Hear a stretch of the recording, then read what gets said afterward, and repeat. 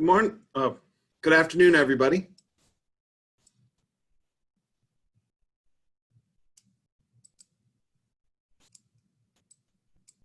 We'll get started in about a minute.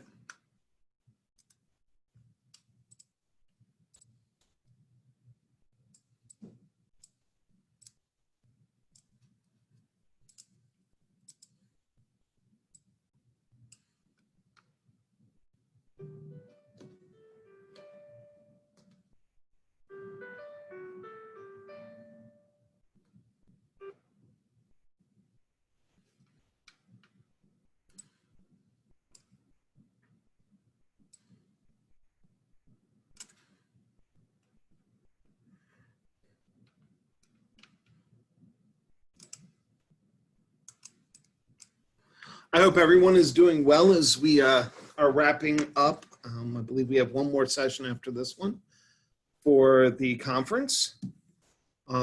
So what you're in this session is going to be teacher expectations and basically achievement and how they are impacting each other.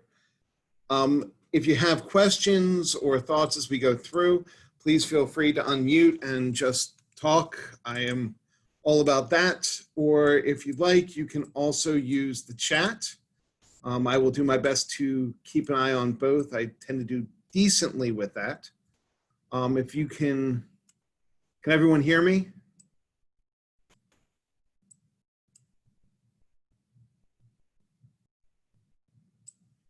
Thank you, Chelsea.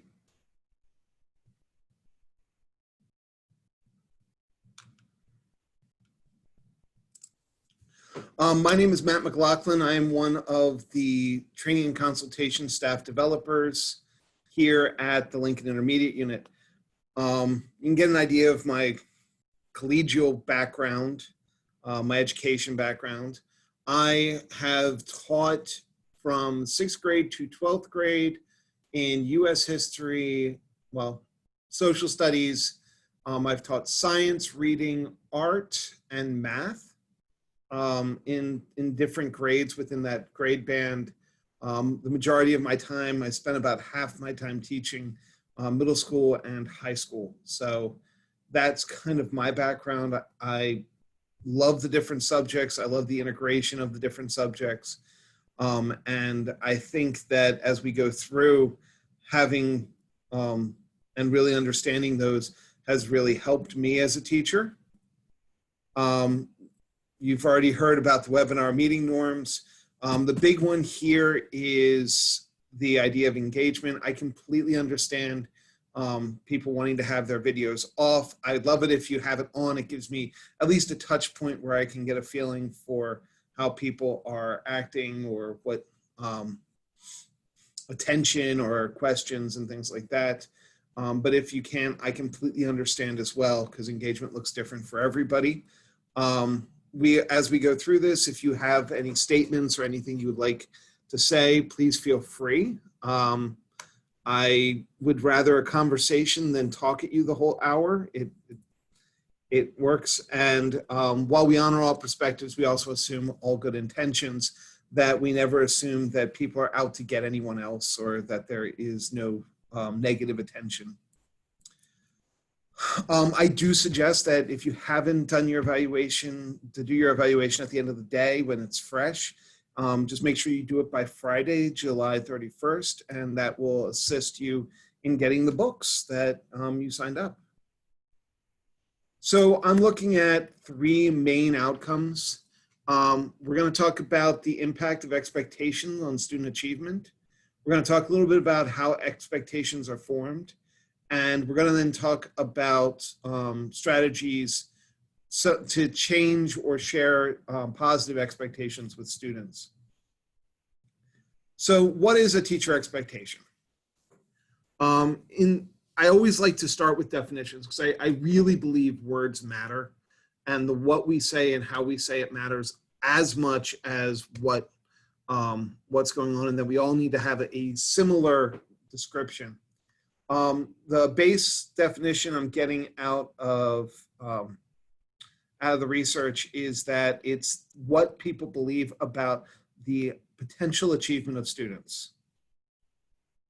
This is important mainly because when we set expectations for kids and for our classes, it is what we basically say kids are going to be able to do.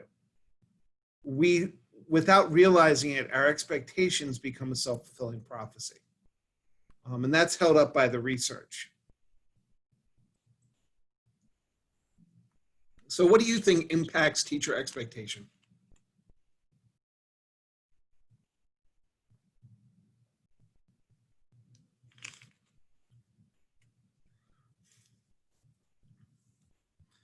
Thank you, Shannon. Other teachers?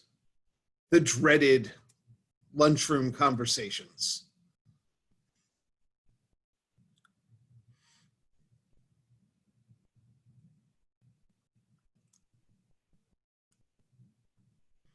Experience with students or experience, attendance.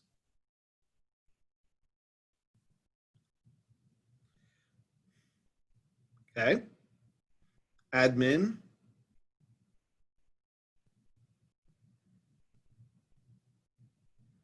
So when we're talking about teacher expectations, sometimes it's really nebulous.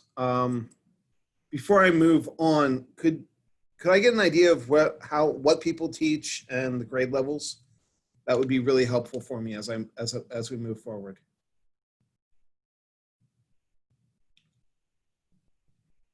Okay.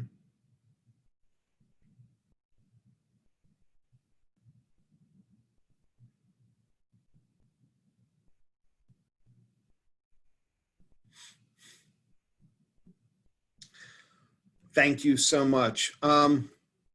Teacher expectations a lot of times come out of a lot of different areas and a lot of different places. I've seen students talked about in the teacher's lunchroom about how they act, and that just sets them up. Prior experience, how many times have you taught the same kid year after year or worked with those kids? And that's tough in their methodology. And one of the things that we at the IU work with is something called IU Max. It came out of Project Max. And Project Max is built around this idea of presuming competence. Is that as we are dealing with students, as we work with students, that we really need to presume that all students can work as close to grade level as possible. The idea here is we need to assume that students have the capability of doing what everybody else can do and more. Because when we presume that students are limited, we then set that student up to always be limited. One of my classic examples of this, and this happened with me, I had a special ed teacher tell me, it's okay, this kid is only in your classroom for socialization. If you want to have him just color something close to your curriculum, that's what he can do. He can color. By the end of the year, he was writing a 2-paragraph essay about the topic. He could do a whole lot more than color, but I was told that was his wheelhouse. So we need to presume that kids can do, because if we don't, they won't. According to Hattie, Hattie was mentioned in Young's keynote. How many of you give me a thumbs up if you've looked at Hattie's stuff or know about John Hattie?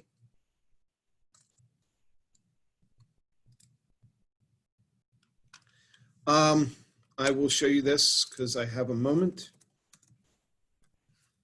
If you go to John Hattie, his Visible Learning website,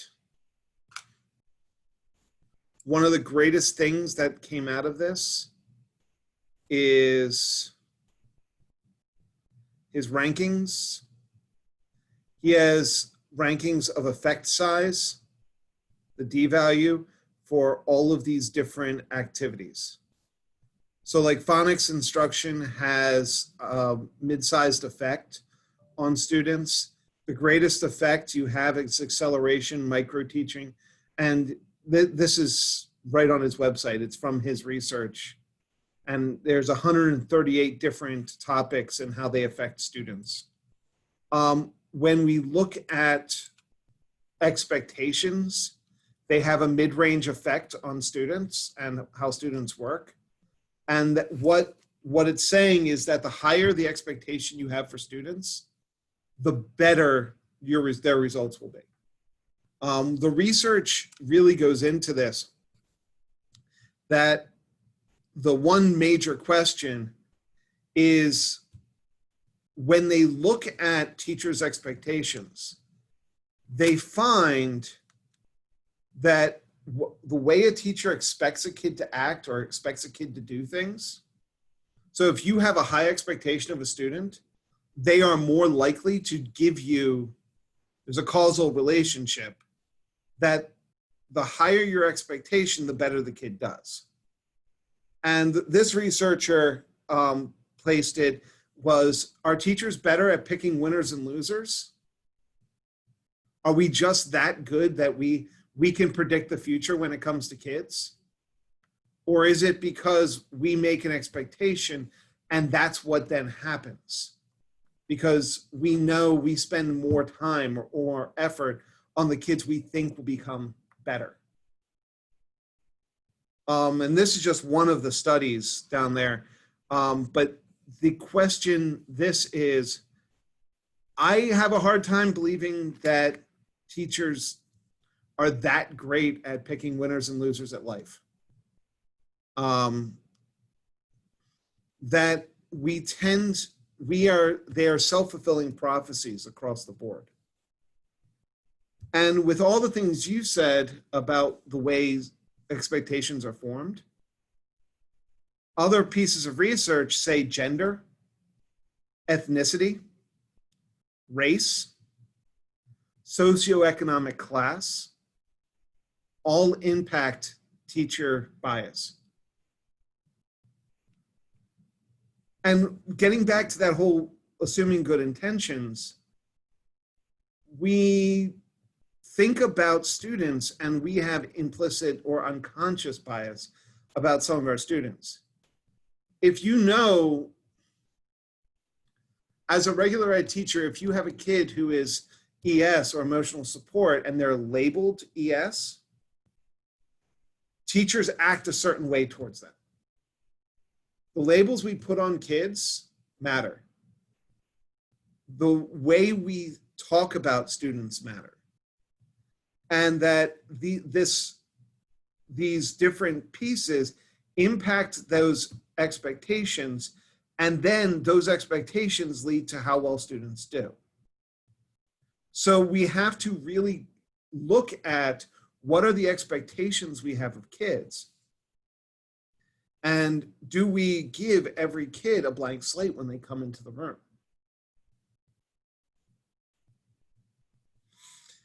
I'm going to give you a second. I want you to look at this chart. This is coming from Education Next, and this is teacher expectations.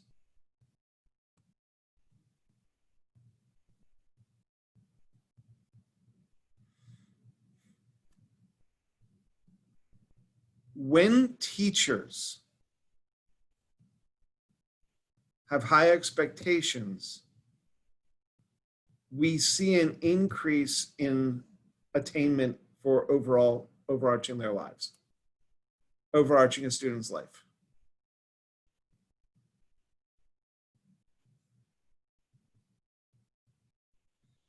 We know that students who are supported do better. And we are more likely to support those kids that we think will do better in life. And this quote from Michelangelo, I think, speaks to this.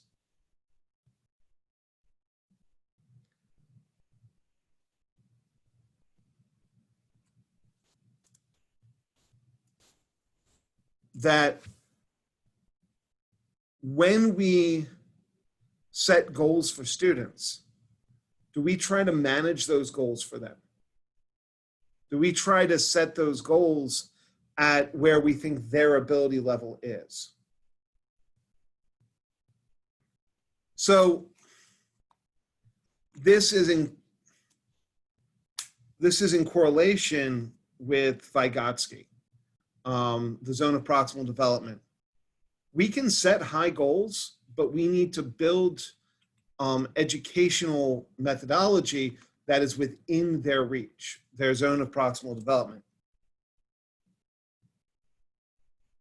That students have the ability to reach the goal, but that we're giving them instruction at or above, slightly above their current understanding. So it's all about personalized learning. It's all about building and presuming that competence that they can get there. And then also making sure that they can get there and giving them the resources and the work to be able to make it.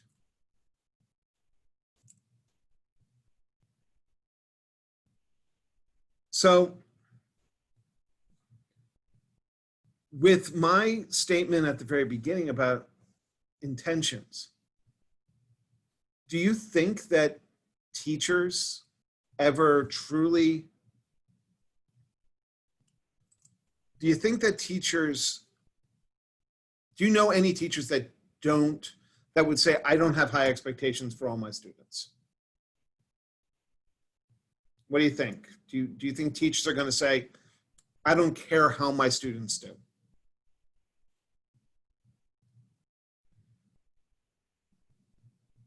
I really have a hard time. I don't think any teacher really doesn't think that their students are going to be successful.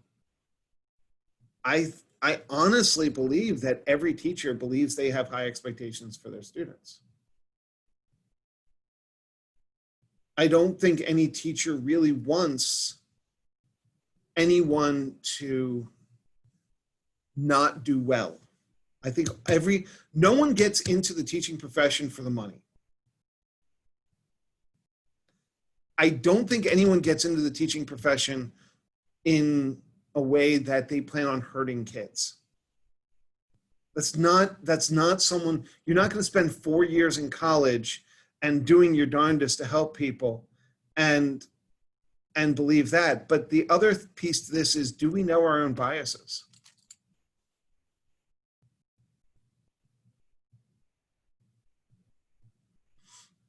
Do you always control how you react to students?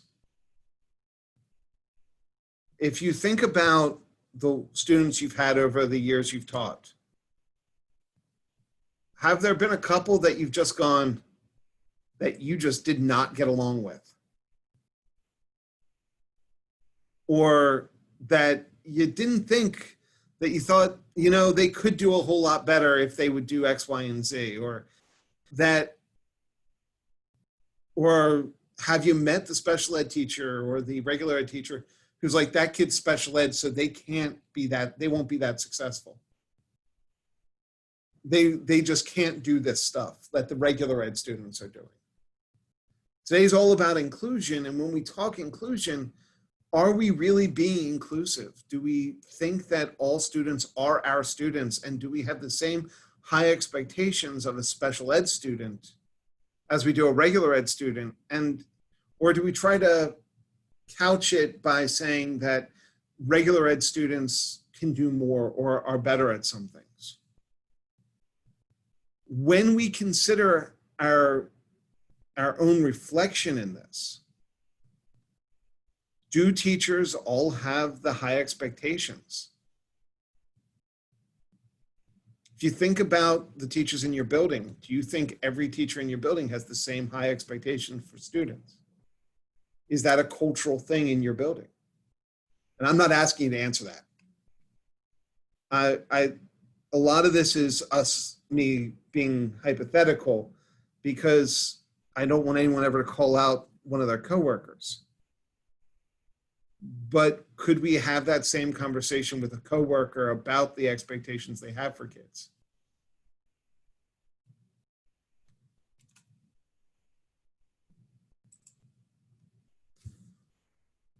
So what do we do about expectations?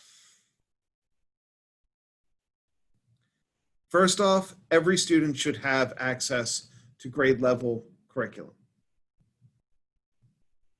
Period. End of story. From the student who takes the PASA or has an IEP to the student who is gifted, they all should have access to the curriculum.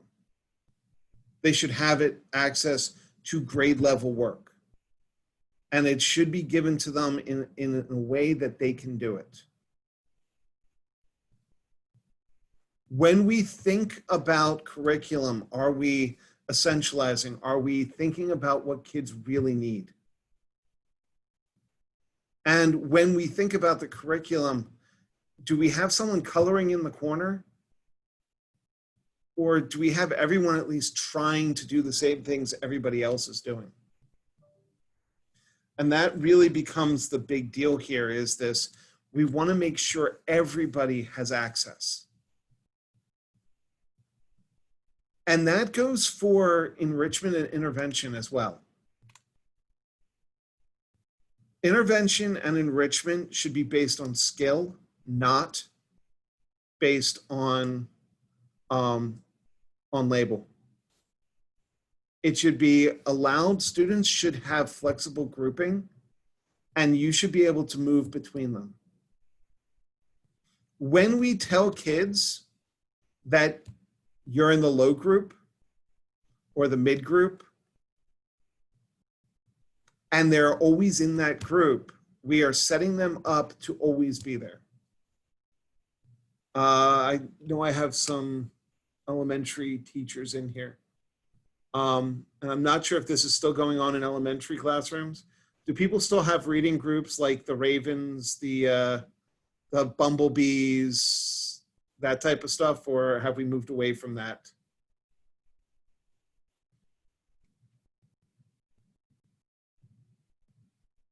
In some classrooms? If we think about it this way, if we break kids down by Lexile level, and we say you can only read books at or near your Lexile level, are we challenging kids to have the highest expectations?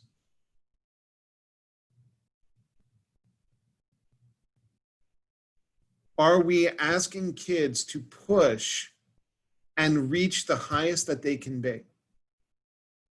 We need those groups to be as flexible as possible, and we should be thinking about skill basis for that.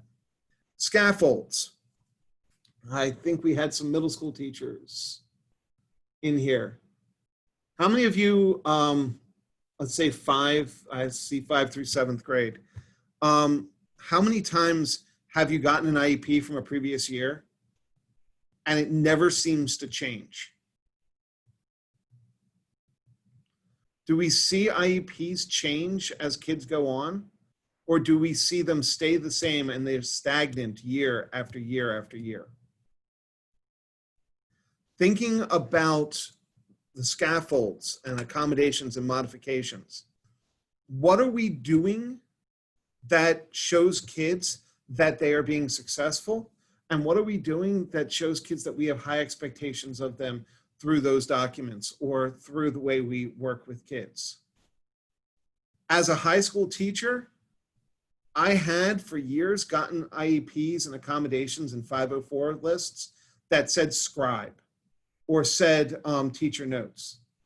And I did a little digging and it's been the same thing for 5 or 6 years that they had the same accommodation and the same modification. What does that tell the kid?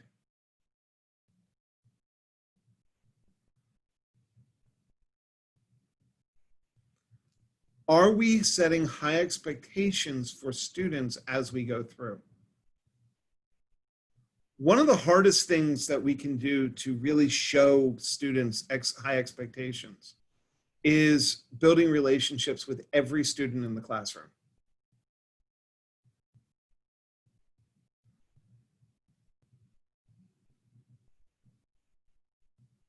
I'll ask this question and you can answer if you'd like. Have you ever had a student that you just didn't connect with. There was no easy connection with them.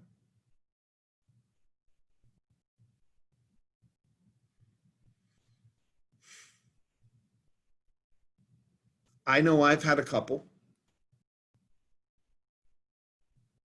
but it's still our job to, yeah, I'm sure we all have. But we need to build relationships with every student. Find the one thing that you can like about that kid. Find the bits that you really care about and can connect with that student. Because if we don't connect with all of our students and work with them, they won't recognize us having high expectations for them. And the expectations need to be realistic, but they need to be high enough that they have to push. We've been blessed. I'm going to say we've been blessed by COVID about one thing. One of the big pushes during in the spring was for us to listen to students and really worry about the social and emotional learning of our kids. When they took off testing, when they said to everyone, we care about the kids more than we care about the instruction. Keep the instruction going for social and emotional learning, but really get to know the kids and make sure they're okay. That's what I heard from a lot of districts. That's what their concern was. We can fix instruction. We can fix information. But what we need to do is listen to our students, actively listen to our students. And if we can do that, we can give kids the understanding that we care. And when students think that we care or know that we care about them, not think, they know that we care about them, they will do more for you. And that the students who we can listen to, if we stop and really listen to what they're saying, they'll tell us everything we need to know. One of the big pushes has been personalized learning. You hear that in a lot of schools. We want to make learning personal. We want to differentiate by things that interest the kids. We want kids to have a voice in the classroom.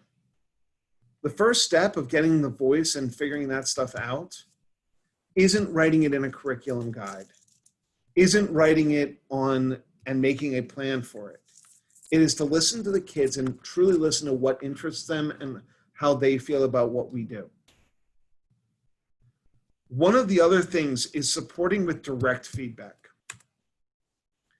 Feedback is super important. Feedback is one way we tell kids what we expect.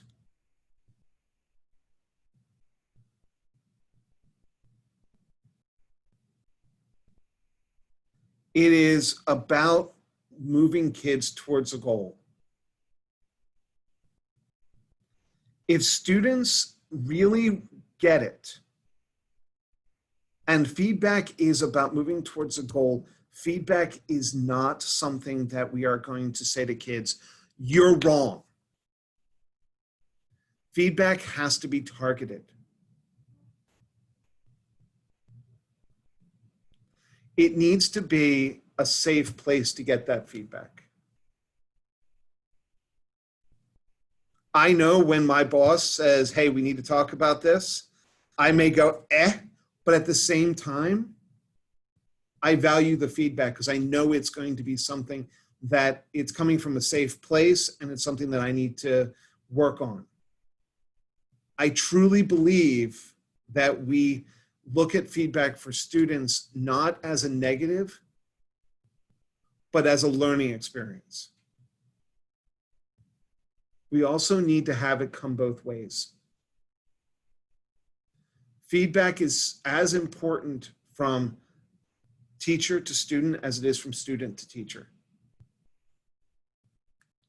One of the most humbling things that you can do for a class is ask them what they really think of how you taught them this year.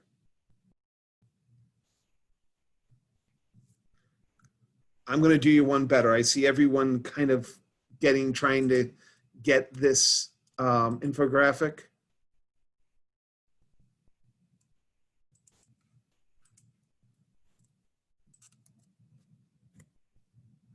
I linked it in the chat.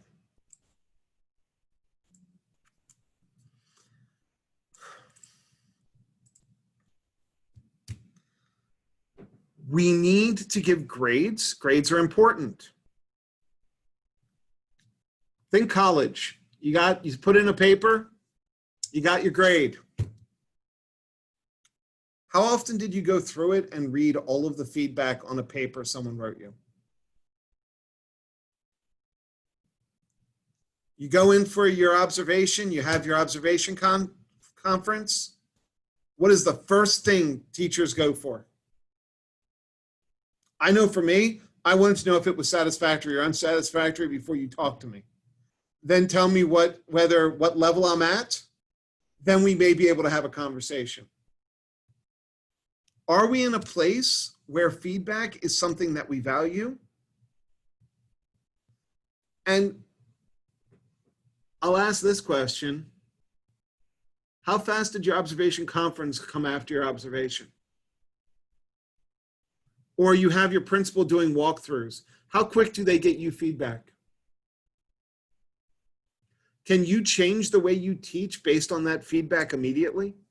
Or does it take days for them to email you?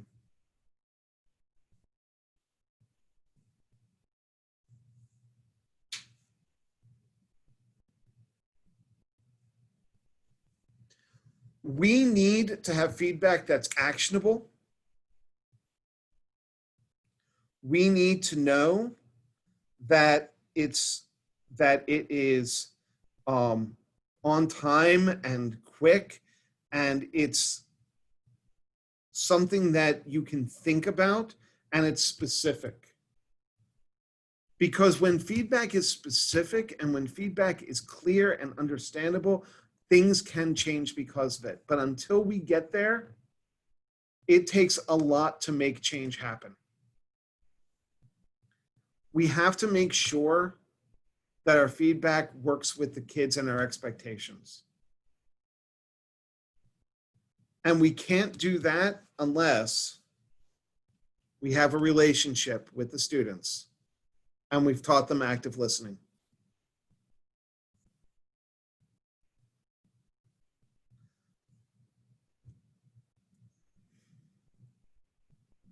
I just went through this way quicker than I thought I was going to. You want me on this slide probably still? I'll leave it be and give you a minute.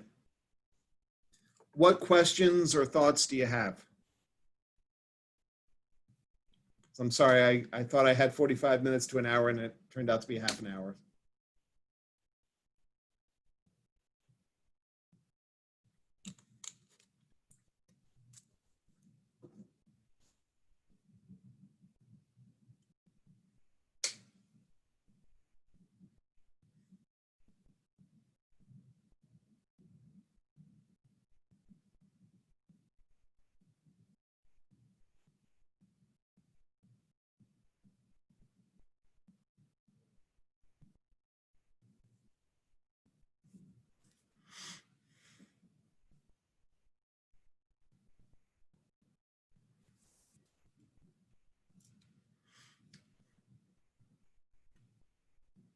And this is coming out of John Hattie's work, I believe, as well. This is one of his infographics.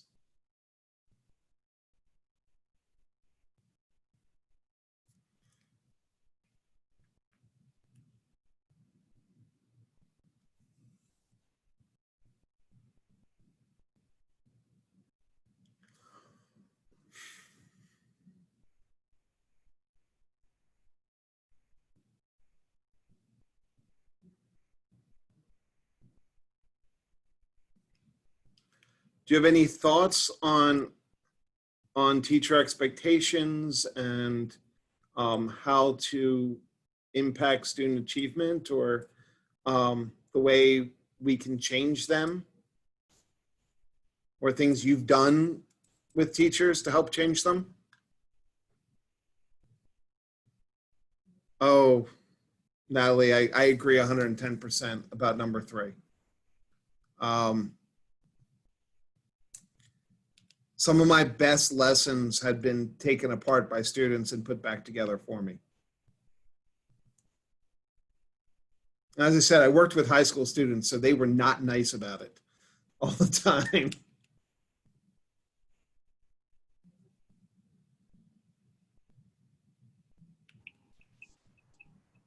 I also, can you hear me? Yes. Okay. I haven't actually used this in my classroom just because I'm pretty new to teaching.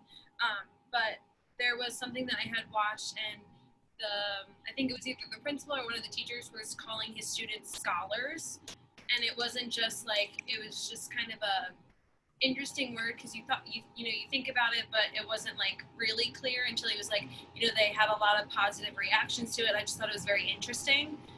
So I feel like if you do certain words like that, just putting it into, then their self-esteem goes up higher. I think I would definitely try it.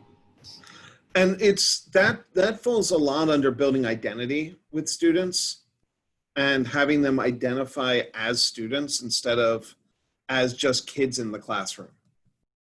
A lot of times when we deal with students, when we just call boys and girls, that can sometimes be non-inclusive to all the students. They don't all identify.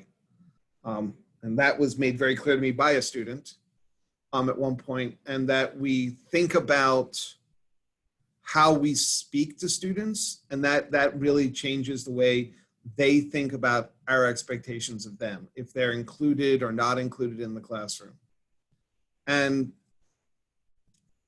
being very clear about expectations is another big piece in building the class around those. If you took anything today or yesterday on classroom management, those initial expectations that we set for students are so important. Learners, that's awesome, Ben. I love that concept. One of the places I worked had the Warrior Way, and that was our PBIS piece that we used. And everything related back to what is the Warrior Way and how do warriors act within it. That was the mascot. So it was building that identity. But building expectations in your classroom right off the bat. One of the neatest activities we did at the beginning of the year is I had the kids put together expectations for me. I would sit down and say, these are my expectations for you. And then we would create a matrix for what is the student's expectations for the teacher and what are the students' expectations for each other. And so we had to have a conversation about how do we treat our peers and how do we treat the teacher and how does the teacher treat us. And sometimes you got some really real conversations out of that. Because then you got to feel for what they expected you to do.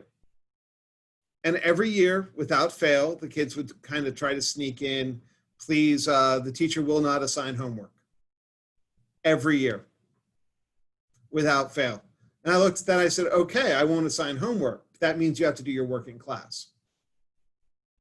And we would have a discussion about what is homework for and what's the expectation behind homework and why are we doing the things we're doing. It was also powerful for them to give expectations for each other about how everyone in the room is supposed to be treated. Their expectations matter just as much as ours do. If you look at number 6 here, most of the feedback that students receive about their classroom work is from other students. How do we think about how other students are working with kids? How are we setting up other students and helping them build those conversations? What other comments or thoughts? Does anyone have any other comments or thoughts they'd like to share?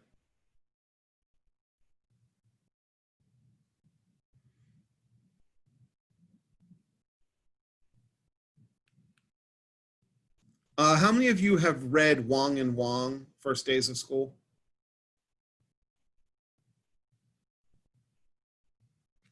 If you have a chance and you haven't read it, it's an older one, but it still is powerful.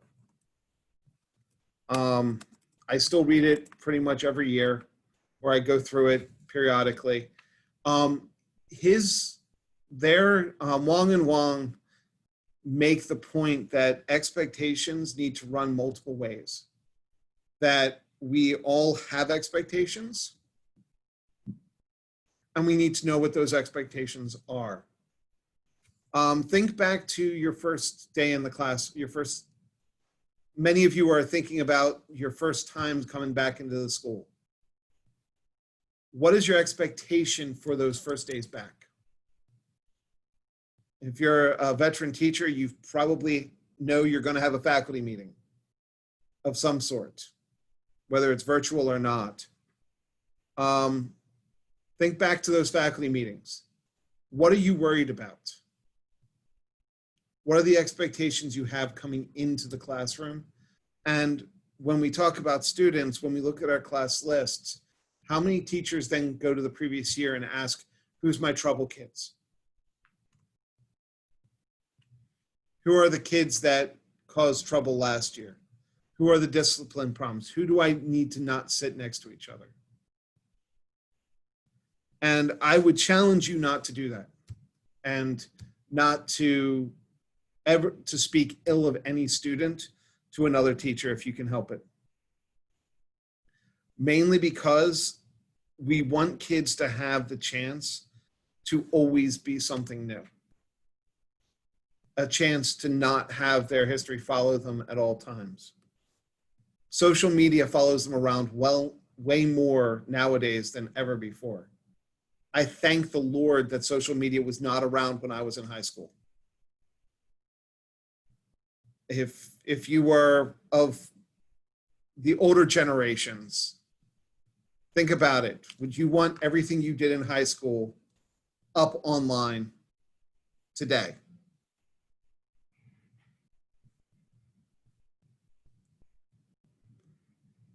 We don't want kids to be faced with that. We want kids to have a new idea, a new chance, and the ability to have a clean slate whenever they walk into the classrooms.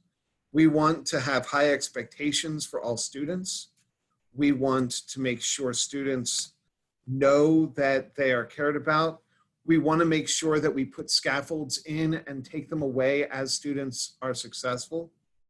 We want to build those relationships and make sure every student has high expectations, because we know that that really helps students be successful.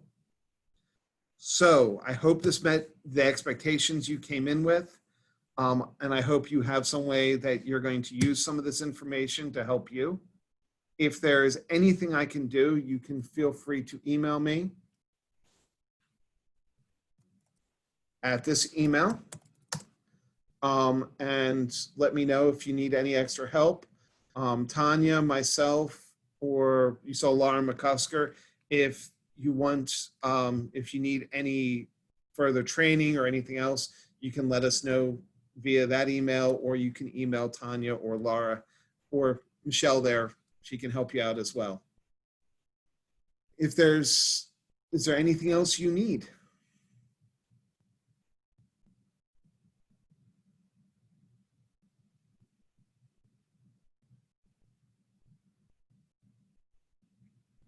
Thank you, Shannon. I always appreciate your your participation. Thank you, Heather. Thank you, Nancy.